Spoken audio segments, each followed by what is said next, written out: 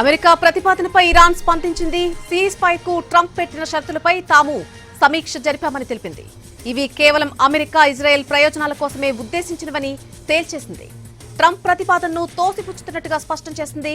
అమెరికాతో ఎలాంటి చర్చలు కూడా జరగడం లేదని క్లారిటీ ఇచ్చింది ఇరాన్.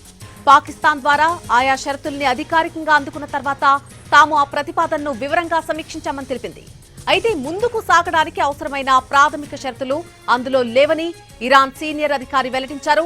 ఆంక్షలను ఎత్తివేసే ఒక అస్పష్టమైన ప్రణాళికకు బదులుగా ఇరాన్ తన్ను తాను రక్షించుకునే సామర్థ్యాన్ని వదులుకోవాలని ఈ ప్రతిపాదన సూచిస్తుందని అన్నారు.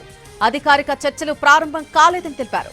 ఈ దశలో చర్చలకు సంబంధించిన ఏ ప్రణాళిక వాస్తవికంగా కనిపించడం లేదని చెప్పారు.